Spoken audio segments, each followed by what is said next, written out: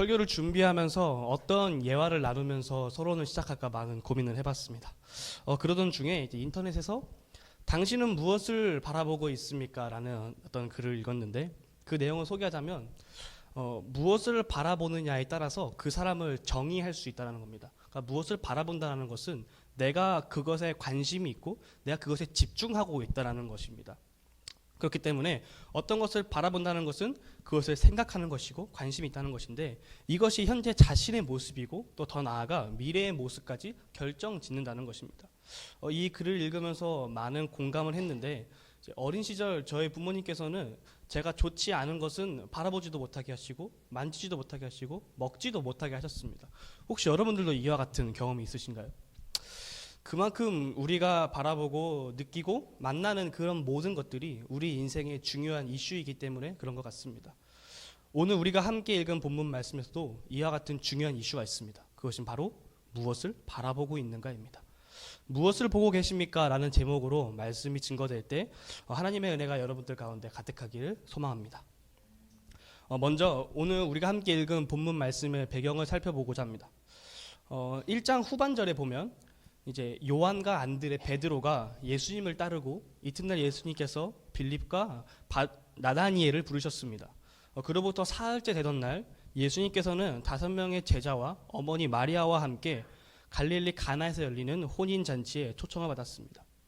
아름다운 신랑과 신부의 결혼을 축하하는 분위기는 점점 무르익어 갔는데 여기서 문제가 발생합니다. 3절 말씀에 기록되어 있는 대로 포도주가 떨어진 것입니다. 당시 유대 관습에 의하면 혼인잔치에서 포도주가 떨어지는 것은 매우 부끄럽고 수치스러운 일이었습니다. 왜냐하면 일주일 동안 진행되는 그 혼례 기간에는 많은 음식과 많은 포도주가 필요했었는데 이 모든 음식과 포도주는 신랑이 담당을 했는데 이것은 신랑으로서 이제 부인을 자신이 부양할 수 있다는 어떤 그런 능력을 나타내는 하나의 그런 증거였고 또한 포도주는 구약 성서에서 보면 기쁨과 하나님의 복을 상징하는 도구였습니다. 그러기에 잔치에서 포도주가 떨어졌다는 문제는 단순히 신랑과 신부에게만 국한되는 문제가 아니라 그 마을 전체의 수치와 부끄러움이 되는 사건이었습니다. 잔치에서 포도주가 떨어진 사실을 알게 된 어머니 마리아는 자신의 맏아들 예수님께 이러한 사실을 알리며 도움을 청했습니다. 3절 후반부에 보면 이런 말씀이 기록되어 있죠.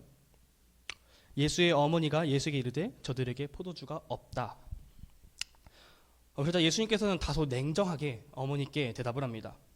포도주가 떨어진 것이 나와 무슨 상관이 있습니까? 라고 말을 합니다. 그러자 어머니 마리아께서는 예수님의 대답에 답하지 않은 채 하인들을 불러서 이렇게 말씀하십니다. 내 아들이 너희에게 무엇을 시키든지 그대로 하라. 아마 예수님께서는 조금 당황스러우셨을 것 같습니다. 하지만 읽고 예수님께서는 자신의 주위를 둘러보셨습니다. 마침 그곳에는 유대인의 정결 예식을 위해 준비된 돌 항아리 6독이 준비되어 있었습니다. 예수님께서는 하인들을 불러서 그 돌 항아리에 물을 가득 채우라고 말씀하셨습니다. 그리고 다시 말씀하셨습니다. 이제는 그 물을 떠서 연회장에게 가져다 줘라. 하인들이 예수님의 말씀에 순종하여 연회장에게 나아가니 어느새 물은 맛 좋은 포도주로 변해 있었습니다. 최상급 포도주를 맛본 연회장은 신랑을 불러서 칭찬을 했습니다. 이와 같이 예수님께서 놀라운 표적을 통해 영광을 나타내시니 제자들이 예수님을 그리스도라 믿었다라고 하는 것이 오늘 본문의 배경입니다. 오늘 본문에는 세 부류의 사람들이 등장합니다. 첫 번째는 연회장과 신랑이고 두 번째 부류의 사람들은 하인들입니다. 세 번째 부류의 사람들은 예수님의 제자들입니다. 이들의 공통점과 차이점이 무엇인지 이 시간 함께 나누고자 하는데 먼저 말씀을 읽으면서 다시 한 번 더 살펴보기 원합니다. 6절에서 11절 말씀을 함께 읽도록 하겠습니다. 6절에서 11절 함께 읽겠습니다. 시작. 거기서 유대인의 정결 예식을 따라 두세 통 드는 돌 항아리 6이 놓여 있는지라. 예수께서 그들에게 이르시되 항아리에 물을 채우라 하신즉 아기까지 채우니 이제는 떠서 연회장에게 갖다 주라 하시매 갖다 주었더니 연회장은 물로 된 포도주를 맛보고도 어디서 났는지 알지 못하되 물 떠온 하인들은 알더라. 연회장이 신랑을 불러 말하되 사람마다 먼저 좋은 포도주를 내고 취한 후에 낮은 것을 내거늘 그대는 지금까지 좋은 포도주를 두었도다 아니라. 예수께서 이 첫 표적을 갈릴리 가나에서 행하여 그의 영광을 나타내심에 제자들이 그를 믿으니라. 아멘. 첫 번째 부류의 사람들은 연회장과 신랑입니다. 가나에서 열린 혼인잔치의 주인인 이들은 포도주가 떨어진 상황에서 아무런 힘도 쓰지 않았지만 놀라운 기적의 포도주를 맛보는 경험을 체험했습니다. 그러나 이들은 정작 이 포도주가 어떤 포도주이고 어디서 난 포도주이며 누구의 도움을 받았는지에는 관심이 없고 오로지 그 포도주의 맛에만 관심을 가진 자들이었습니다. 두 번째 부류의 사람들은 하인들이었습니다. 이들 또한 자신의 어떤 힘이나 능력으로 포도주를 구하지는 못했으나 예수님의 말씀에 순종하여 항아리에 물을 가득 채웠고 그 물을 떠서 연회장에게 나아가니 그 물은 맛 좋은 포도주로 변해 있었죠. 하인들은 주어진 일에 최선을 다하자 포도주가 떨어져 혼인잔치에 파장이 생기는 위협으로부터 벗어나는 은혜를 경험했습니다. 이들이 앞선 부류와 다른 점은 기적의 포도주가 어디서 났고 누구의 도움을 받아서 생겼는지는 알았지만 그 도움을 준 자를 바라보지 않고 그 도움 자체, 그 기적 자체만을 바라봤다는 차이점이 있습니다. 세 번째 부류의 사람들은 예수님을 따라 혼인잔치에 초청받은 5명의 제자들이었습니다. 제자들은 예수님 발치에서 진행되는 모든 사건들을, 모든 과정들을 지켜보았습니다. 위기의 순간에 놀라운 기적을 행하신 예수님을 목격한 것이죠. 제자들은 예수님의 행하심을 그저 단순한 기적으로만 바라보지 않았습니다. 제자들에게는 그것이 기적이 아니라 표적이었던 것입니다.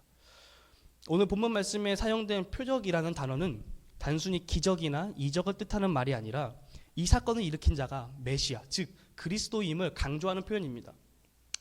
예수님께서 행하신 표적은 예수님의 그리스도 되심을 증거하는 표현인 것입니다. 다시 말해 제자들은 물이 포도주로 바뀌는 그 사건을 단순히 기적으로 바라본 것이 아니라 그 기적을 행하신 예수 그리스도를 바라봤다라는 것입니다. 예수님의 표적을 발견한 그들의 관심사는 그저 포도주의 맛, 또 놀라운 기적에 머무르지 않고 기적을 넘어 표적을 행하신 그리스도, 살아계신 하나님의 아들을 바라봤다라는 차이점이 있습니다. 이 세 부류의 공통점은 모두가 다 놀라운 기적을 체험했다라는 것입니다. 그러나 연회장과 신랑은 그 기적의 근원이 어딘지 알지 못했습니다. 나머지 두 부류의 사람들만이 그 근원을 알았죠.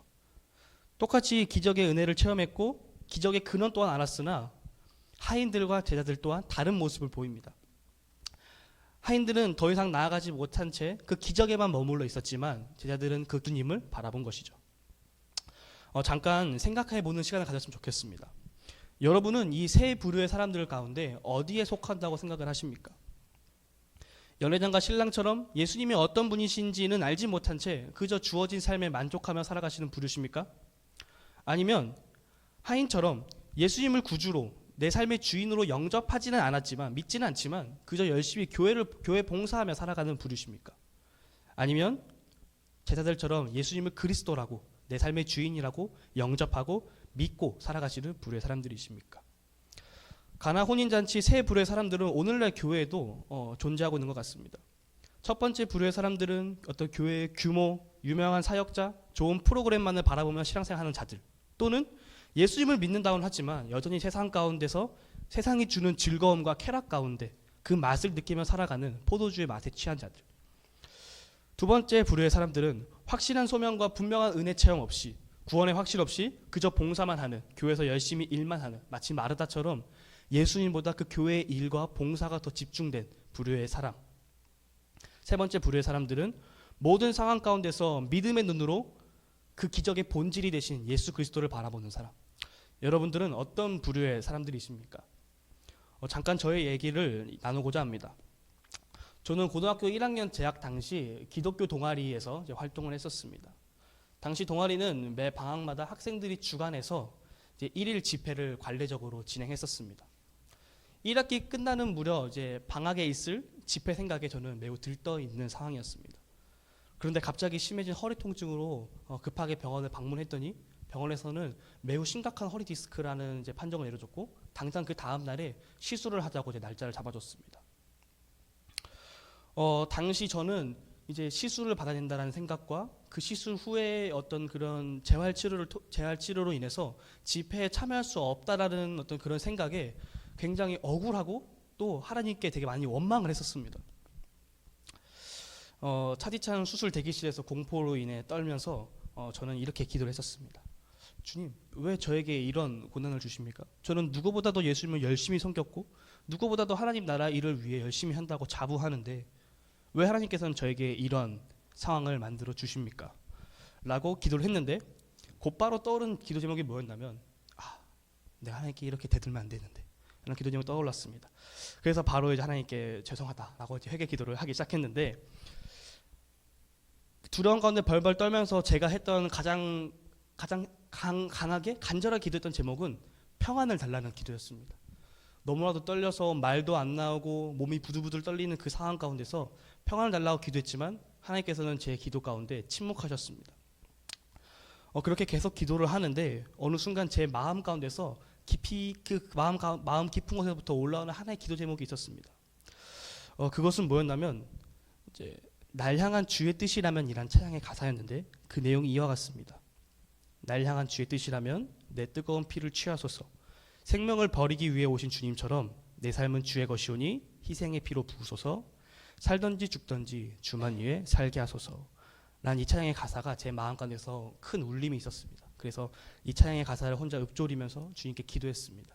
주님, 제 삶을 주님께 드리겠습니다.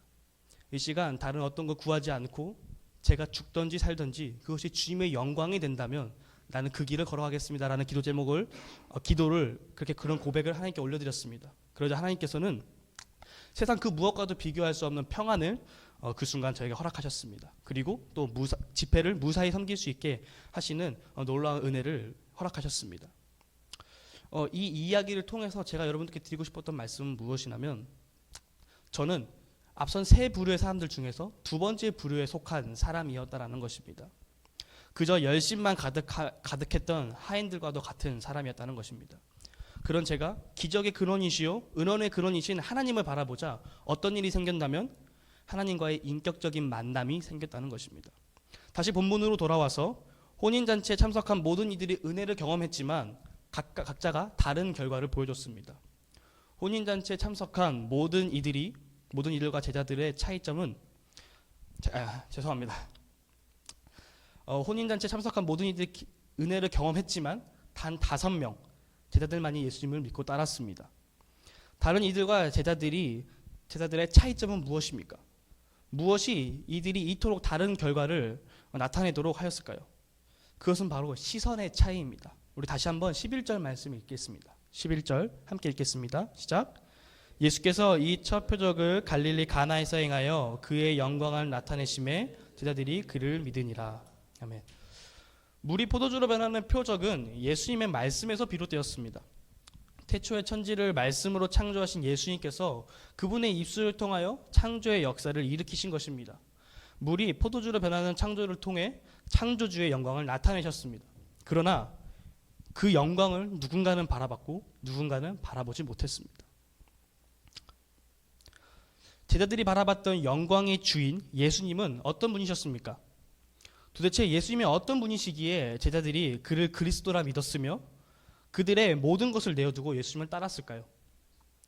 가나의 혼인잔치를 통해 발견할 수 있는 예수님은 물을 포도주로 바꾸신 창조자시요 혼인잔치의 손님이 아닌 주인이시요 포도주가 아닌 잔치의 진정한 기쁨 되시는 분이시요 이 땅을 구원할 그리스도이십니다. 더 넓게 요한복음을 통해 발견할 수 있는 예수님은 새 질서의 창조자시요 생명의 떡이시요 선한 목자시요 부활과 생명이시요 죽음을 통해 승리하신 하나님이시요 또 참 포도나무시요 세상 죄를 지고 가시는 하나님의 어린 양이시요 태초에 하나님과 함께 계셨던 말씀이시요 피조물의 몸을 입고 이 땅에 성육하신 창조주 하나님이라는 것입니다.